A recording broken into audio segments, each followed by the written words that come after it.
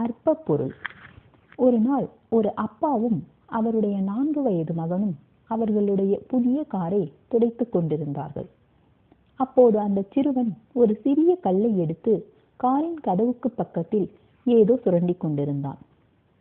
அந்த சுரண்டல் சத்தத்தை கேட்ட அப்பாவுக்கு புதிய காரில் கோடுகள் போட்டுவிட்டானே என கோபம் தலைக்கேறியது.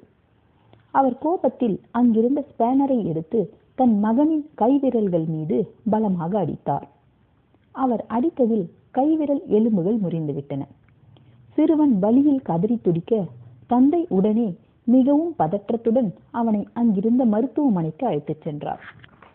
அங்கு மருத்துவர்கள் பல விரல்களில் எலும்புகள் முறிந்துவிட்டதால் அனைத்தையும் சரி செய்வது என்பது கடினம் என கைவிரித்தனர். இதை கேட்ட தந்தைக்கு அழுகை பெருக்கெடுத்தது.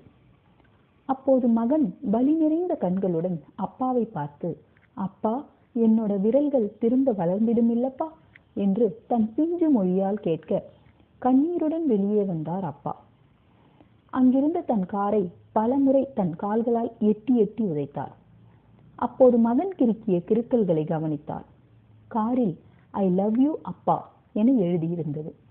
கண்ணீருடன் தலையில் அடித்துக்கொண்டு அழுதார் தந்தை. அற்ப பொருளுக்காக தன் மகனின் கை விரல்களை இழந்தார் அப்பா. காரை மீண்டும் சரி செய்து கொள்ள முடியும், இல்லை என்றால் வேறொரு காரை வாங்க முடியும். ஆனால் போன விரல்கள் மீண்டும் கிடைக்குமா? ஆம், நாம் பொருட்களை நேசிக்கிறோம், மனிதர்களை பயன்படுத்துகிறோம். எப்போதுதான் மனிதர்களை நேசித்து பொருட்களை பயன்படுத்த போகிறோமோ தெரியவில்லை. நன்றி.